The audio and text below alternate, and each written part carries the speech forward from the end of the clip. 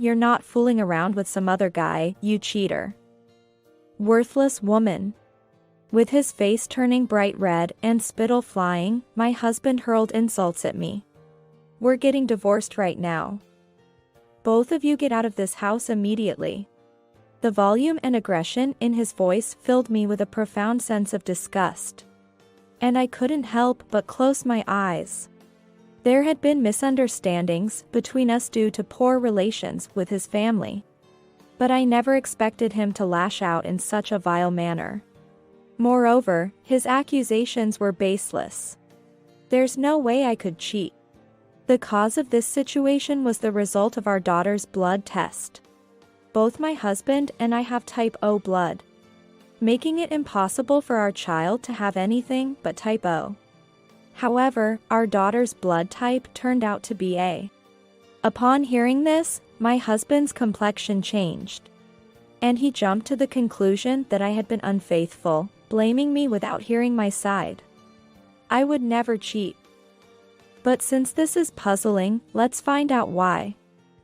Let's do a DNA test. As I said this, my husband looked down on me with a smug expression. Yeah, go ahead. It'll just prove your infidelity. Just you wait and strangle yourself with your own actions.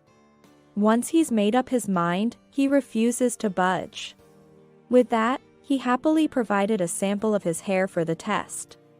2 weeks later, when the DNA test results arrived, I showed them to my still doubtful husband. As he stared at the document, his eyes slowly widened. And the anger in his brows turned to confusion and anxiety. This can't be. What's going on? Looking directly at my trembling husband, I stated plainly. I don't know. But you wanted a divorce, so I'll proceed with it. And I will discuss this matter with your parents. Surely, the truth will come out. My name is Julia. I am 28 years old and work for a company that deals in household goods, specifically in the HR department. Nathan and I met through a friend at a drinking party. He runs a technical business with his parents. The reason I married him was because of his carefree nature, which was a source of comfort amidst the stress of my organizational work.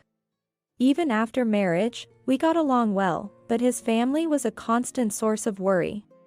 My in-laws believe that once a woman marries, she should join her husband's family home. But I want to continue my career even after marriage. We don't see eye to eye on this, and every time we meet, they make sarcastic remarks. Are you still working?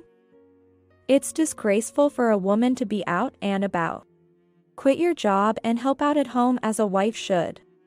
This complaint, frequently voiced during her calls to our home, was a significant stressor, especially on my precious days off.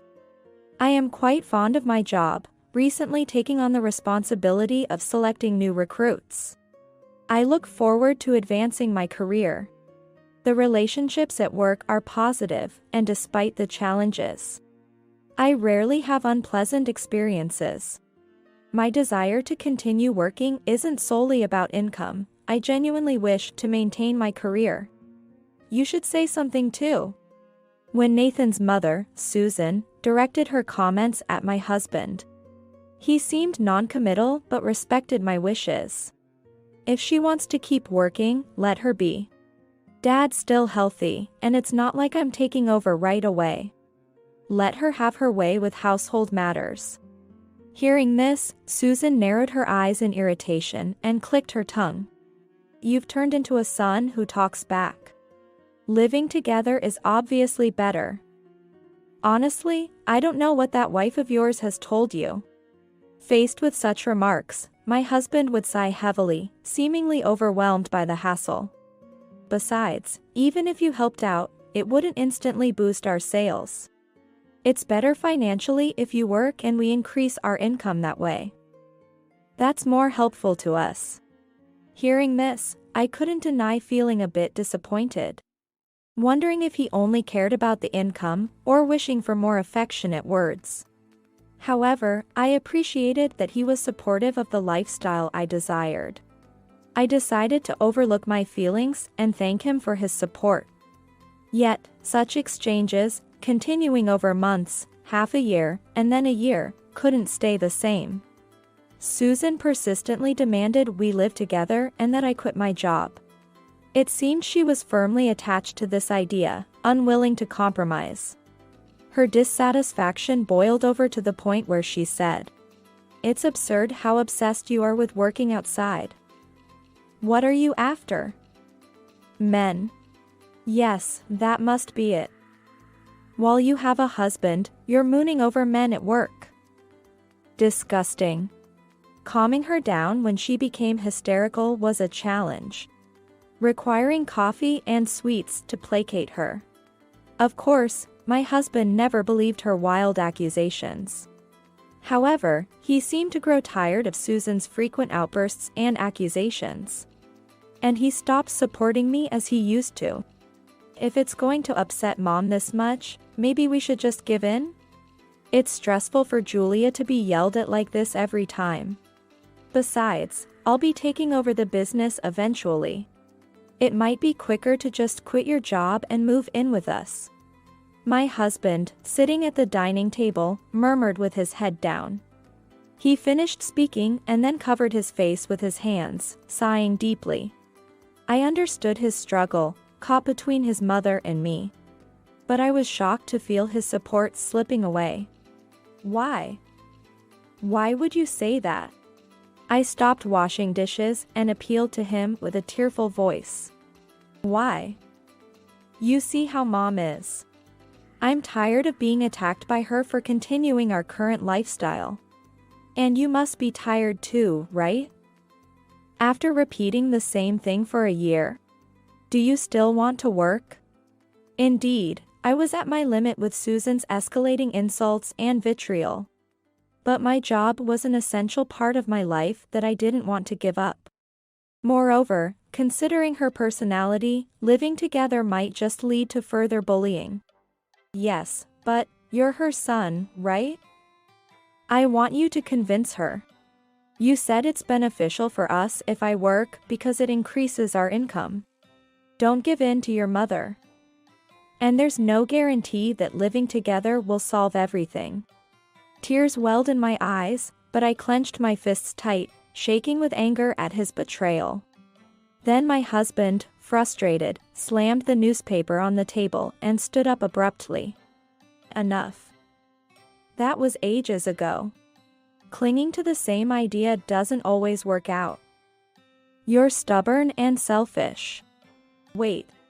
You can't just say what suits you at the time and then flip your stance when it's inconvenient. That's dishonest. I firmly responded as he attempted to leave. Our interaction ended like an argument that day, leaving me exhausted. I couldn't finish cleaning up and went straight to bed, overwhelmed by the situation. Why did it come to this? Susan's behavior was problematic, but my husband's changing attitude hurt me deeply. If he drifted away, I felt utterly alone. Facing this alone, without any support, was incredibly disheartening. However, our relationship, strained from that fight, took a turn when I discovered I was pregnant weeks later. After feeling unwell for days and being urged by coworkers to see a doctor, I learned I was 2 months pregnant.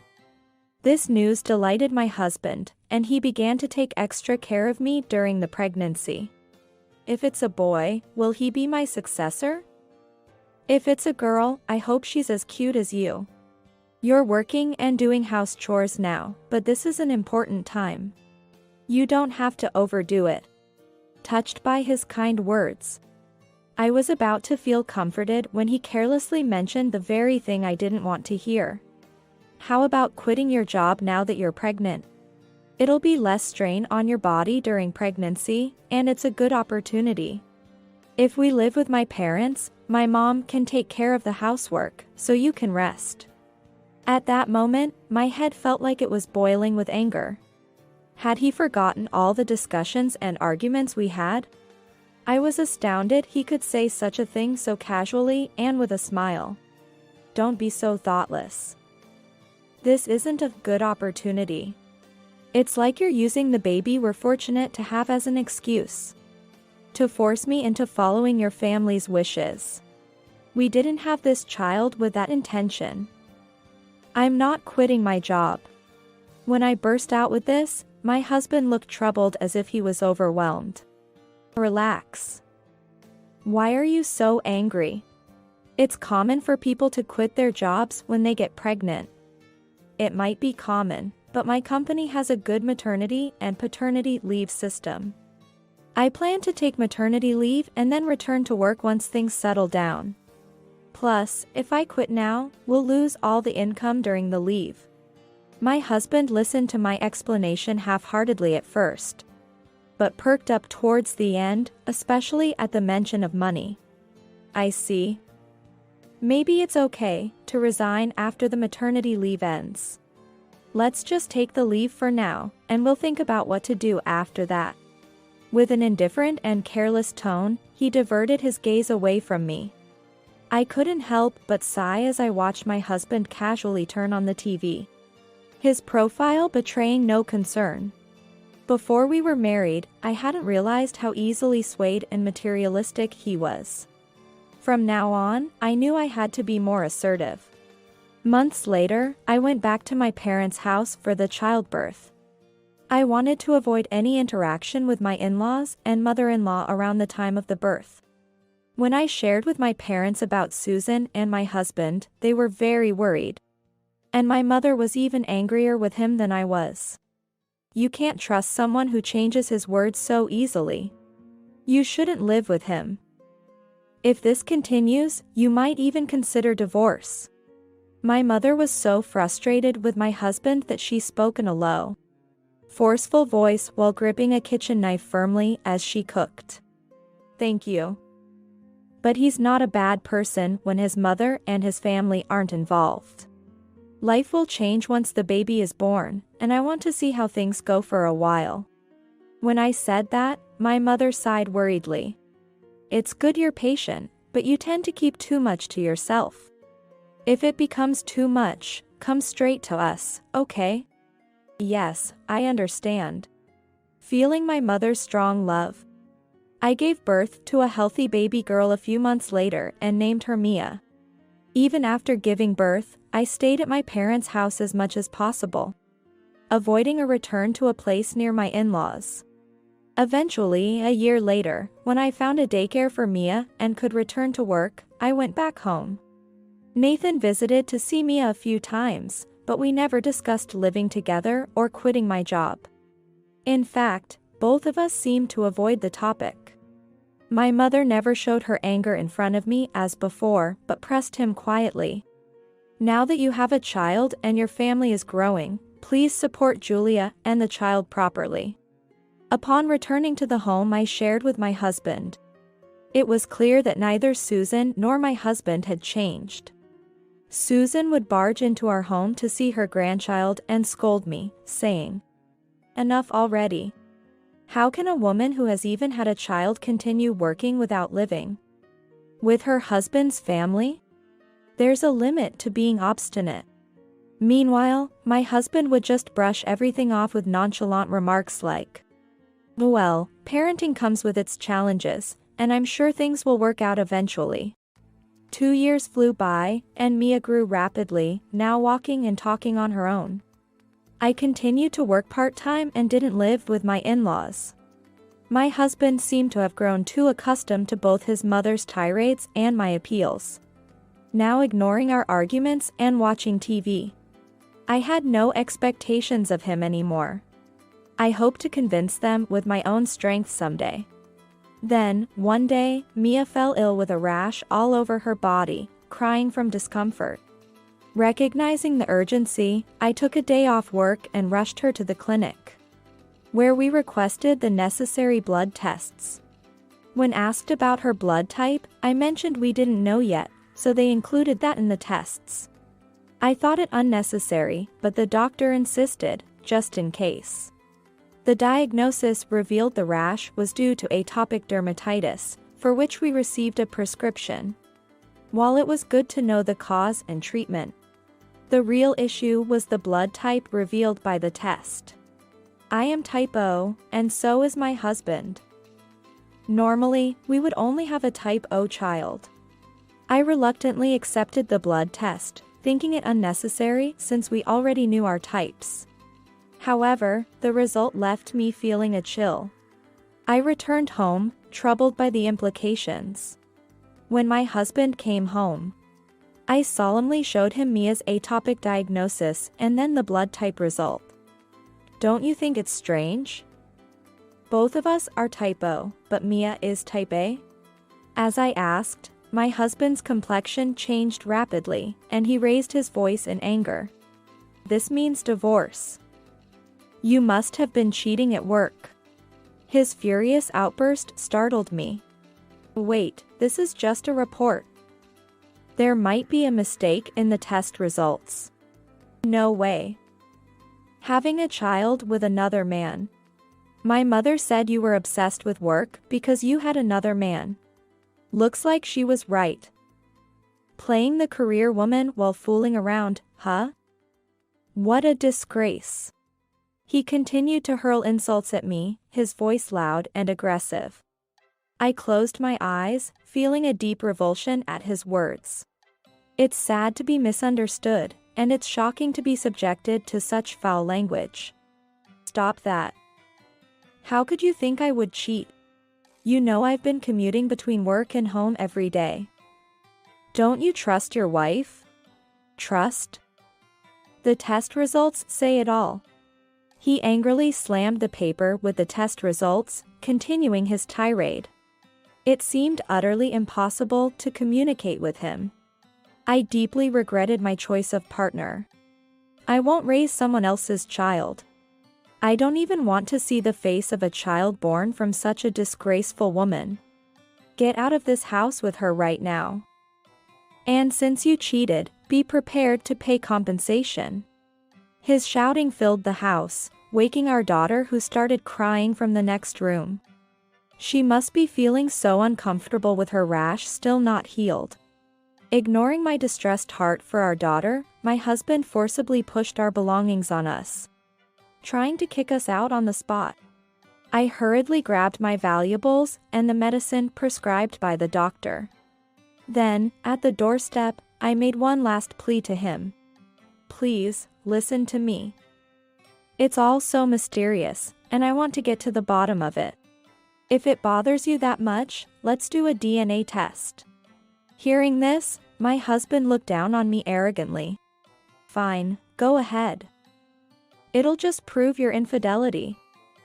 Just strangle yourself with the truth.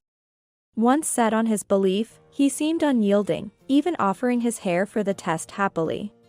Forcibly evicted, my daughter and I, with just the clothes on our back, headed to my parents' house as a temporary refuge. Even after catching several express trains, it took us 2 hours to get there. And I was exhausted by the time we arrived. My mother was shocked at our appearance and furious when she heard the story. That's outrageous. Kicking you out based on assumptions is unacceptable. While the blood test results are peculiar, a husband and wife should work together to find the cause. Such a husband, we should return him to his parents. With those firm words, my mother gently applied medicine to my daughter, who was still uncomfortable from the rash. You must have been so scared, poor thing. Mia, you've done nothing wrong. I took some time off work and stayed at my parents', focusing on caring for my daughter. At the same time, we sent my husband's hair for DNA testing, waiting for the results. It was baffling, considering I hadn't been unfaithful, and the mystery of the blood type lingered. Unpleasant as the thought was, if my husband had been unfaithful, the child would be born to another woman, contrary to the current situation. After about 2 weeks and a few days, the DNA test results arrived.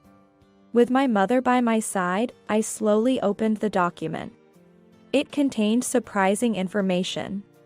Mia was undoubtedly our child, confirming I am type O.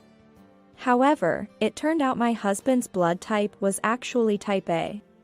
With this truth in hand, I went back to the house I had been driven from, leaving my daughter with my mother, anticipating potential conflict. "What do you want now, you worthless woman?" Though he received me coldly, I calmly showed him the test results.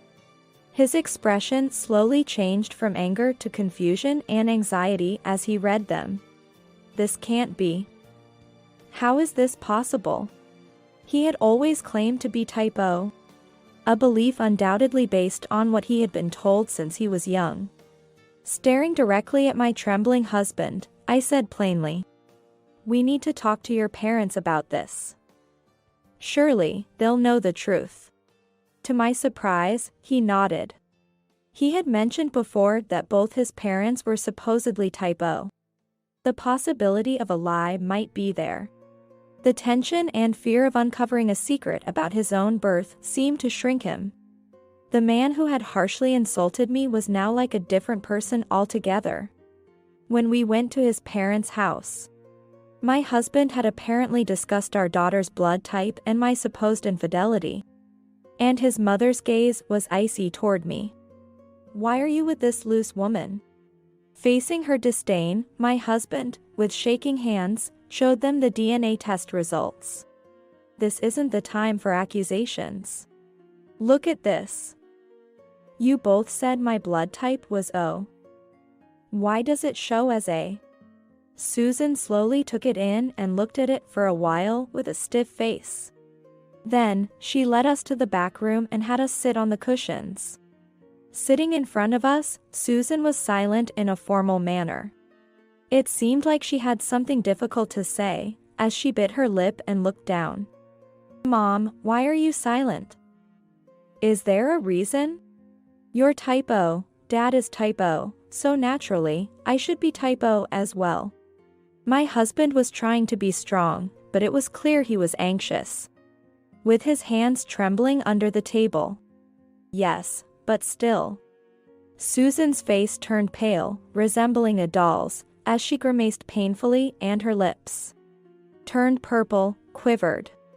"Come on, why won't you tell me? Tell me the truth."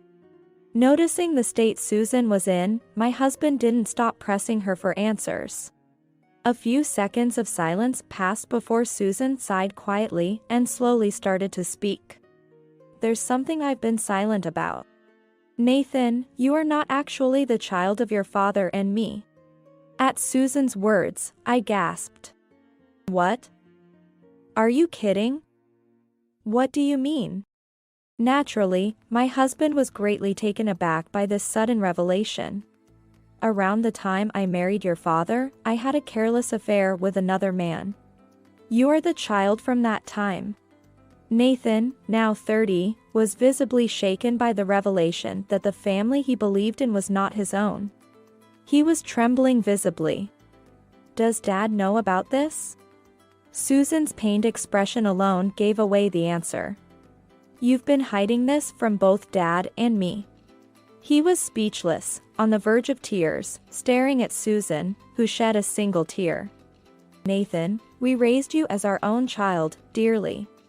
She admitted to having an affair shortly after getting married, conceiving a child from that affair, and living a life deceiving her family while maintaining her love for her son. "Even if you say that, I can't accept it." "So, your affair partner was type A? Why would you hide such important information?" My husband, eyes reddened and about to cry, stood up to confront her. "Perhaps." After murmuring that, Susan remained silent, looking down. What an incredible turn of events. A long-kept secret of Susan was uncovered through my daughter's blood type. Was it fate's cruelty or divine punishment? At least Mia was undoubtedly our child, so my role was minimal. I decided to watch the unfolding scene anxiously. Can this even be real? I've never had my blood type tested since I was always healthy from childhood. I had no need. I had to take Mom's word for it when she said she was type O. I truly am sorry. At that moment, the door to the room quietly opened. "I've heard the conversation. There stood my father-in-law, Steve, his face transformed into a mask of cold fury, surpassing mere anger. He, too, had recommended that I stay with them, but due to Susan's radical behavior, I had not had much to do with him. The face that was always worried about the future of his business now displayed disappointment towards his wife who had kept her affair a secret. "Is it true that Nathan is not our child?" Steve asked in a low voice. "Oh, you were listening?"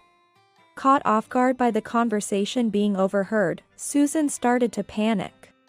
While she was scrambling for excuses, Steve found the test results and stared at them intently.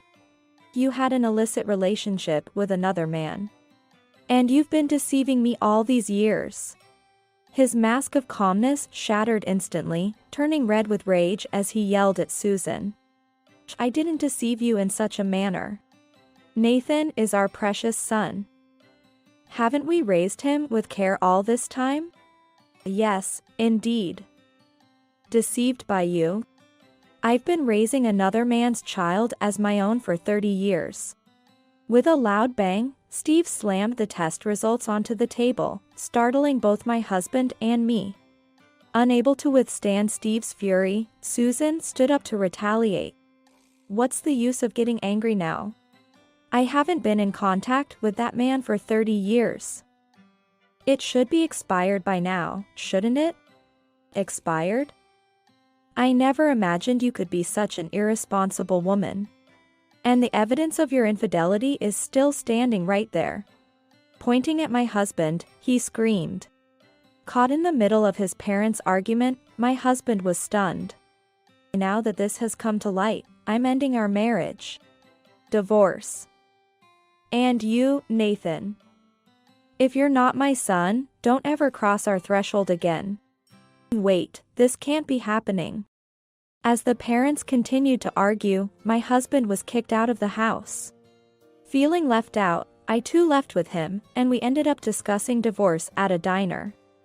"I understand now that you weren't cheating. It was all a misunderstanding. Mia is indeed our child, so I'm calling off the divorce. We can live in that house again." Typical of my opportunistic husband. His convenient proposal was surprising. I responded flatly. "No way. Even though the misunderstanding is cleared, words once spoken can't be taken back. What you said to me was too harsh. I can't forgive you for insulting Mia and me. I cannot stay married to someone who speaks so carelessly. We'll proceed with the divorce." "Wait, don't say it like that." To my husband, who was frantically trying to stop me, I responded with a cold smile. "You must be relieved to be rid of a wife who won't live with your parents or quit her job. Initially, you supported me, but gradually you sided with your mother. I don't need a husband who won't stand by me. Let's settle the rest through lawyers. Goodbye." I quickly stood up and left my husband alone amidst the bustling diner families. By the time I was on the train back to pick up my daughter waiting at my parents' house, my husband had returned to his parents' home but, as his father had said, was not allowed in. Naturally, he was also fired from the family business. And the message about the inheritance being revoked arrived. I ignored the message and immediately searched for a lawyer to proceed with the claim for compensation. My husband's actions were considered mental harassment, allowing me to claim $20,000 in damages. After receiving the demand letter, my husband complained about his inability to pay due to the lack of work, but I stood firm on not lowering the amount. My husband had been complacent about becoming the company president one day, and had not saved any money, spending all his earnings on alcohol and gambling. Moreover, maintaining the apartment we lived in together would likely be impossible. Meanwhile, Susan, exposed for her infidelity and facing a late-life divorce at 60, managed to contact her past affair partner and sought refuge with him. Nathan contacted Susan, and together, they planned to join the biological father, who was the affair partner, at his home. After not seeing each other for 30 years, the affair partner was taken aback and greatly confused when the woman from the past and her unexpected son suddenly showed up. He claimed not to remember such old affairs, suggesting it might be a misunderstanding, and attempted to escape the situation. Susan managed to hold him and demanded a DNA test, insisting on covering the costs. Their argument at the doorstep was discovered by his wife, who lived in the same house, leading to a confrontation among the three. Turns out, Susan's affair partner had been married at that time, 30 years ago. And now his infidelity was revealed to his wife, leading to a divorce threat and a heated argument in front of Susan and Nathan. After me and my husband's fight, it was Susan and Steve's turn. And then the affair partner and his wife. It was a series of conflicts leading to a chaotic situation. During this time, I rented a new place near my parents' home and started living there with my daughter.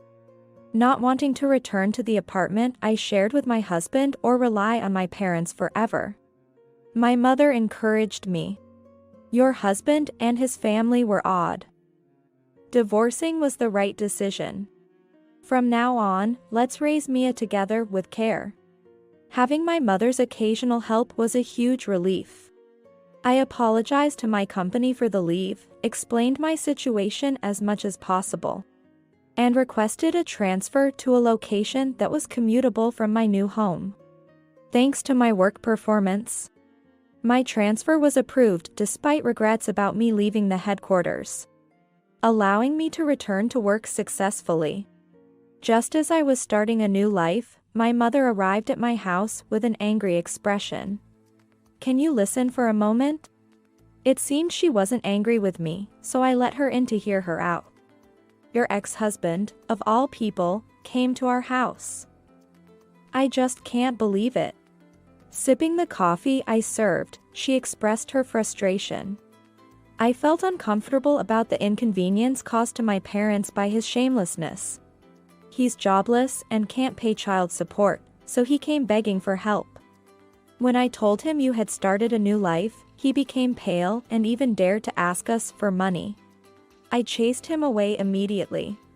After venting, my mother seemed relieved and finished her coffee. I'm sorry for causing you trouble, Mom.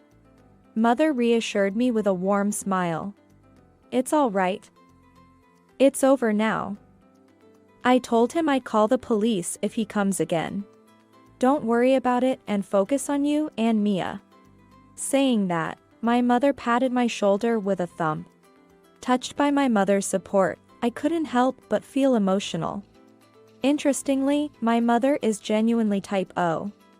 Soon after, I received daily messages and voicemails from Nathan. It seems that Nathan, Susan, and her affair partner, all kicked out of their respective homes, have started living together, an odd mix matched by circumstance. When I heard about this arrangement, I couldn't help but laugh at the bizarre combination.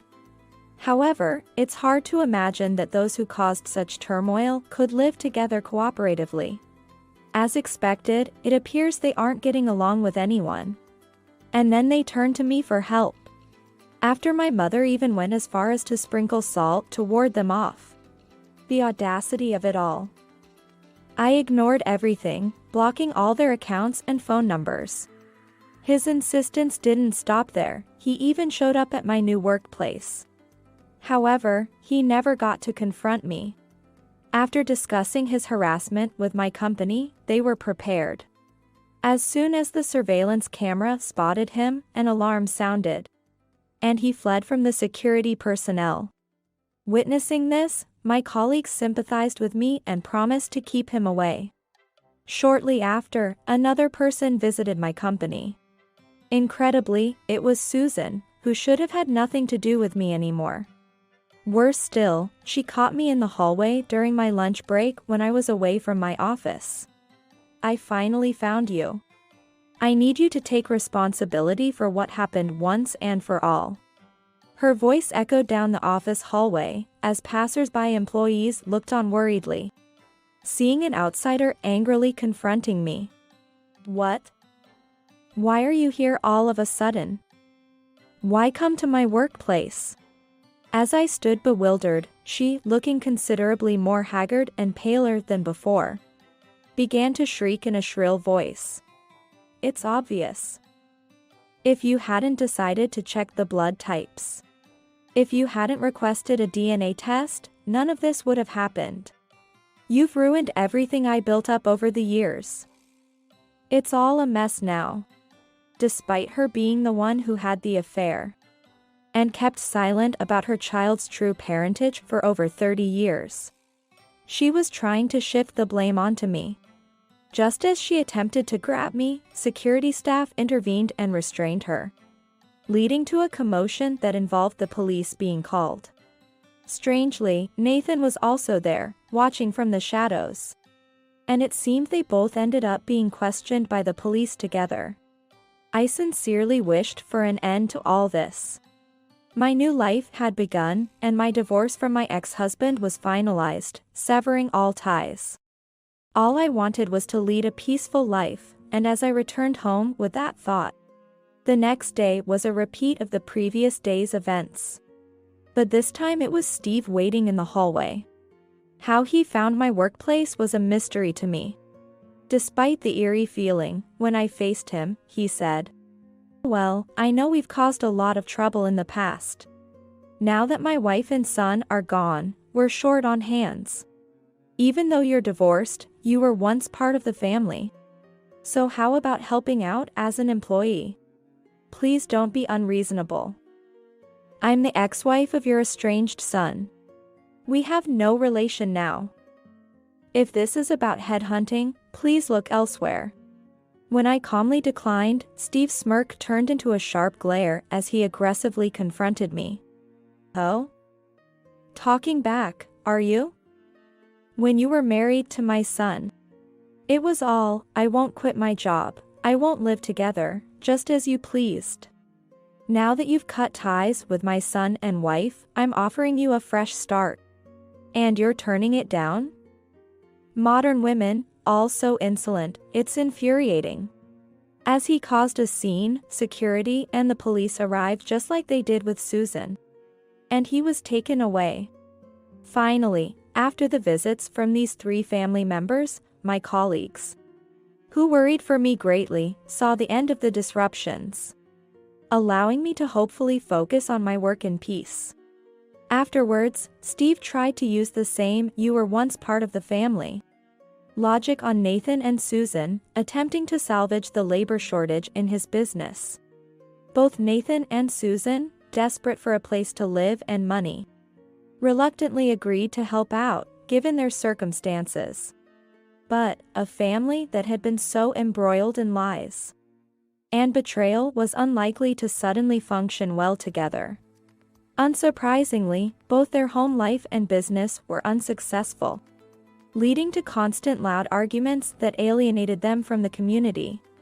Nevertheless, I made sure to collect the compensation payments through my lawyer, sending reminders whenever payments ceased. It seems Nathan, engulfed in this vicious cycle, had to borrow money just to make ends meet, further worsening his financial struggles as he continued to work under his father for minimal pay. On the other hand, my life is very much on the upswing. With the expertise I developed at the headquarters, I'm valued in my new workplace. I've been praised for my quick and accurate work, and have already gained the trust of those around me. Talks of promotions and further advancements are already underway, indicating that even more is expected of me than before. The people here are calm and cheerful, making me want to continue working in this environment for a long time. Parenting is also going smoothly. I entrust Mia to daycare during the day and sometimes rely on my mother's help. And Mia has been growing rapidly. Regular visits to the doctor have gradually improved her eczema, bringing some peace of mind. Every day, the way she earnestly shares stories from daycare is irresistibly adorable. Mia's third birthday is already approaching. And my mother and I are brainstorming how to celebrate it. Even though she's still young and may not remember, I want to give her a lovely and charming celebration.